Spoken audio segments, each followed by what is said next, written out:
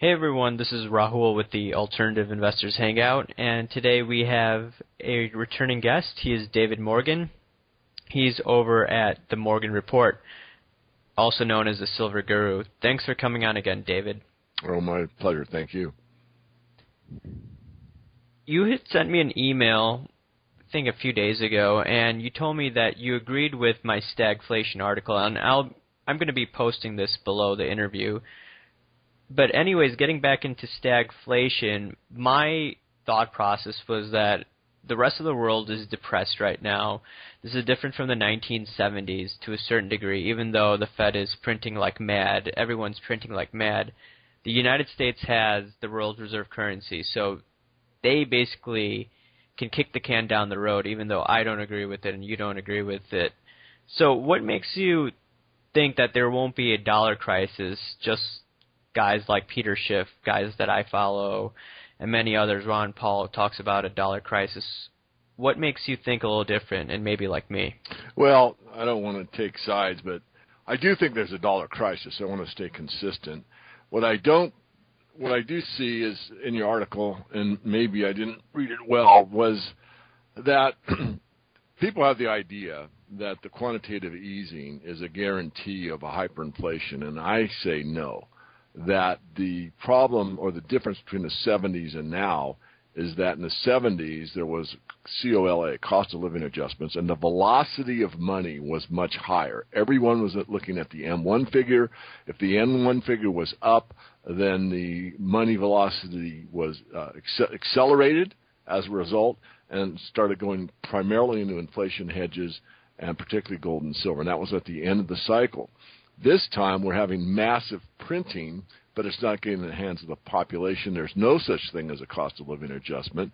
In fact, a lot of jobs are getting pay cuts. It's like, you want to keep your job, we're going to deduct it. It's going to be 10% less than you're getting last year, that type of thing. So that's one thing.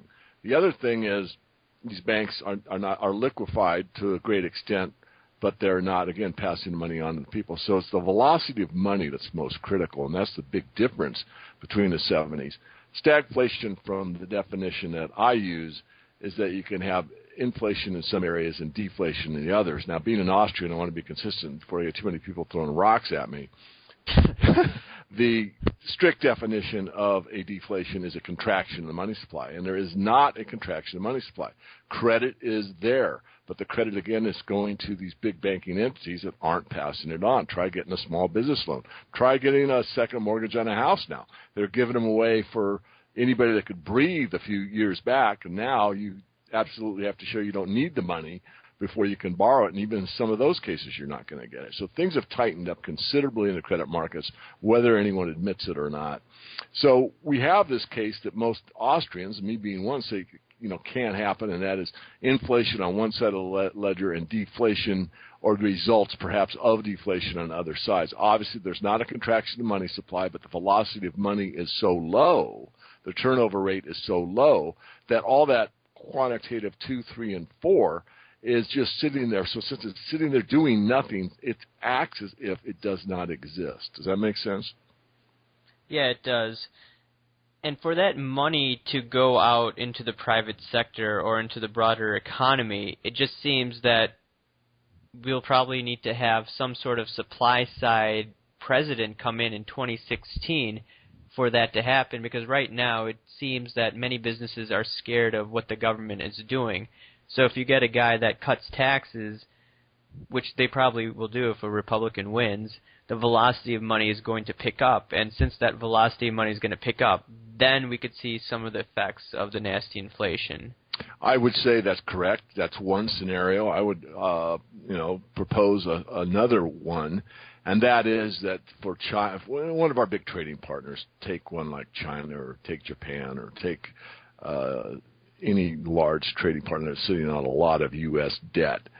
There could be something that happens, day after tomorrow. In other words, in a very short time frame. And I'm not forecasting this, but I'm just doing it to give another possibility. And that is that they say, we've got enough debt. We're going to sell some of this, some of these 30-year bonds or 10-year Treasury notes, and we're going to cycle that money, and we're going to buy, more copper. Copper doesn't waste, it doesn't rot. We can store it. We've got plenty of room for it. So we're going to sell some bonds and buy copper. If they started to sell, this is hypothetical, but they started selling enough too fast, all these traders watch each other. It's all electronic. They all look at what's going on. They all look at volume. They all have algorithms, meaning, math programs, software that says, oh, my goodness, the Chinese are selling a lot of bonds. The bond market is starting to sell off. I'm going to sell off too. And all of a sudden it becomes like a feeding frenzy, and everyone starts to sell the U.S. bonds. So I look at it as a possibility of lots could happen even in a very low velocity state. It doesn't have to necessarily be, U.S. focused or U.S. centric. It could be some anomalous event outside of the U.S.'s control that takes place that all of a sudden the dollar starts to really tank rapidly. Another thing I'd like to say is that I feel strongly that there are so many unknowns out there, and that it's a global problem with the U.S. being the reserve currency, that there's probably scenarios out there that no one has thought of yet that are possibilities. I mean, cyber warfare is something that, if you do a Google search on that, you see how much of that's actually going on. I have a merchant account, as anyone would know, having a business. And the amount of fraud that's in the credit card arena is unbelievable. I mean, those were the exact words from my banker. So, there's a lot going on. I don't want to scare anybody, but I do want to point out that a lot of people are confused. And stagflation, I think your article kind of brings up better thinking, meaning that, yes, my insurance bill's going up, my college tuition for my kids is going up, my food bill's going up. All that looks like the result of inflation. And yet, housing prices are going down. I can't, my tax bill for my house is down. So that's deflation. So, where are we? And, in a sense, from a practical common sense approach, hey, we are having both, Now, again, trying to not get anybody too upset with me being in Austrian school, no, strictly the money supply has not contracted. But the effects are counterintuitive of what's going on, and that shows confusion in the market, and that's where we are. The markets are very confused, and that's why you see these rapid flows of money from time to time, and then these very, very quiet periods where the velocity of any index you want to look at, the velocity index in a particular sector could be very low, even though things are very uncertain. It's like, well, as you said earlier, people are just waiting to see what to do. As you mentioned, these corporations, they want to wait and see what the future holds. What's the tax rate? What's the, what are the rules going to be? Until I know what's going to happen, I'm just going to sit on my cash. I'm not going to deploy it. I don't know what's going to happen. Moving forward, I wanted to get into silver, which you are known for, and it just seems that there are a lot of frustrated investors right now. They thought that silver would be over $50 an ounce. We've seen silver go from $50 an ounce all the way to the lows of $24 an ounce, and then now it's trading at $29 an ounce. So where do you see silver trading within the next few years? Do you see a consolidation period continuing from 2011, and then we could eventually see that spike? Well, first of all, a couple things. One, it did get to $48 and change in April of 2011, and it has been in about almost a 2-year consolidation ever since. The spike lows have been actually 26 and change, not 24. Just, because I do these updates with charts and stuff, so if I let that one pass, someone will email me. But you got the general idea very correct. We've been in a long consolidation. I do not see the consolidation going much longer. Now, again, when I make a forecast, it's experience in the market that counts for a great deal, but not everything. No one knows the future exactly. It's probability. I looked at what's happened in those kind of accelerated moves, a mini parabola, if you will, a parabolic move, which we had in silver. It got ahead of itself, and I was saying so. And at the time, I was taking a lot of criticism. There were a lot of new silver bulls and some of the older heads, too. Some of the gray hairs like me were saying, David, don't call the top here. You're going to make a big mistake. You'll ruin your reputation. Everyone will hate you. You're going to be, you're going to go down in history as a fool, and on and on and on. Well, I called the top 48. I called it about 3 days before. And I said, this, all my indicators say this is it. I could be wrong, but I think this is the top. And I had a guy from Europe fly over to meet me and present me with a gift because he was over-leveraged in the futures market based on my call. He got out, made a small fortune at the time. I don't know if he's lost it back. A lot of traders do. But nonetheless, he was quite pleased with my call. That doesn't mean, I get it right every time. I'm not trying to imply that. What I'm trying to imply is, one, I do my own work, and two, even silver can get overvalued for it. Well, let me restate that. It wasn't really overvalued, but it had gone too far too fast. It was undervalued really at 48, but it got in there too quickly. So coming back to your question, I think we're probably at the bottom here. I think we're going to start coming out of it. For this year, I see a transition year. I see this is a year where people that are giving up on the metals that maybe will sell at the bottom here, there will be new buyers to pick up those bargains, and there will be additional buyers later on in the year that will take the price higher. I think we can see, 35 to 40 again. I think the average price is 35. I just read it in the Bull and Bear. I forgot the average price was 33 or something like that. I'm looking for a little better than that. And I also said, if we really get going, and no one knows, again, going back to the bond illustration I made, or some other anomaly, some crisis in the Eurozone or something with Japan printing too much money and the Japanese start to go into a currency crisis or whatever. There's so many black swans out there. No one can really forecast them all. That something takes place and all of a sudden the metals take off. Now, I do not think that is going to take place in 2013. However, I have to be open-minded in the state that it could happen. If that were to take place, then you might get silver accelerating again, maybe as high as the $48 level. I do believe that to get past that $48 level, it's going to take a lot of work and a lot more time than just 2013. I think it's probably going to take a few years to get, like 2013 and 2014.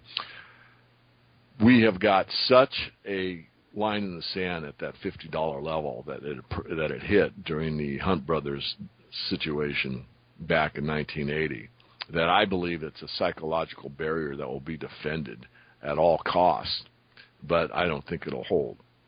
Once you see silver above the $50 level and it maintains that for, let's say, several days to a few weeks, then I think even the most biased station in the financial world will probably make note of it. Silver is making a new all-time high. Well, really, in real terms, it's not a new all-time high, but in nominal terms it would be. So silver's making a new all-time high. It's at $60. What will happen then is what's typical of markets and people that never thought of silver. Oh, I didn't know silver. I thought silver was still $5. Oh, it's $60. Oh, my, I better buy a little silver. And so you have all these new buyers, these Johnny-come-latelys that will pour into the market. And that, of course, since it's a small market, it will take the market even higher than that. So when that happens, I think it will be the beginning of kind of the last leg up in the silver market. And depending on what's going on in the currency markets, we'll just kind of have to play it by ear. I do think silver can be overvalued at a certain point in time. It's still undervalued. It's not even fair valued at the current time. It still represents opportunity, but it also may take some more patience because, is this the bottom of the market here on an intermediate term basis or not? I don't know. I think it is. Does this market remind you of the 1970s? If you look at gold, I know you're a silver guy, but I remember looking at the gold prices in the 1970s. It went from $40 an ounce once the Bretton Woods system broke down. Then it went to $199, and there was a 43% correction in the price of gold from $199 to around $110 an ounce. I'm not saying there's going to be a 43% correction in gold. We've already seen close to a 50% correction in silver. So does that remind you of something like that? Because we're seeing the stock market boom, even the dollar's going up, which is a joke, but... Very much so. And, just for the record, not many people know this, but I was really a gold bug during the first bull run. It wasn't until the very end of the market that I started to study the silver market and been doing so ever since. But I wanted to know, well, why would the Hunts buy silver and not gold? I mean, they're wealthy enough to buy gold. Why would they do that? And so I really started to question, what's this, what's so great about silver? And I caught on to that study probably like late 70s, like 77, 78, 79, and 80 is when I was really looking at silver. But I didn't put much into silver. I had a little bit. I had more of a gold bet going on. So I'm really familiar with that. And, yes, it does remind me of that. I remember all kinds of things going on in the mainstream press, not not often. In other words, not just bad-mouthing gold the whole time, but, you know, as it was going down, they would mention it. And, you know, when it got into, you know, the 100-plus range, 110 or so, as you said, you know, a lot of gold bills had given up, and, you know, it just really seemed like, you know, maybe gold, I should have sold at 200. I mean, that's what you heard over and over and over again is, oh, I wish I would have sold at 200. I wish I would have sold at, you know, 150. God, I could have sold at 160. And hear all these people lamenting the fact that they had bought it at 35, 40, 50, or even 100, and it doubled their money, and now they're back to the same place. And so it's that kind of sentiment. I'm seeing the same type of sentiment now. I was in the mining shares as well. I don't recall that the mining shares had the discounts to the bullion value that they have now. I'm sure they were discounted, but not to the level, I don't think, that they are now. Regardless, it has a very similar feel to it. Yep, it sure does. And before I let you go, David, how can people follow your work and do business with you? Well, to follow the work, I think the easiest thing for most people now is to get on our YouTube channel, and that's just called Silver Guru. And by the way, you know, I use the Silver Guru moniker as basically a joke. I mean, no one's really a guru in anything. I study the silver market and the gold very hard, but I say it with, you know, in a joyful way. I mean, I really don't think it means much. It's just a moniker. Having said that, YouTube, Silver Guru, Twitter is Silver Guru 22. The website is themorganreport.com, also known as silver-investor.com. Either one will get you. And you can get a free e-letter every weekend. And then there are paid member services, which is a protected website login feature that's for people that really want to get involved in the metals. And we do commentary on money, mining, and the metals. And we talk not just about silver, although that's one of our primary focuses. We look at the resource sector across the board and look for value in those sectors in the top tier, mid-tier, and speculative categories. All right. Thanks for coming on again, David. Thank you for having me.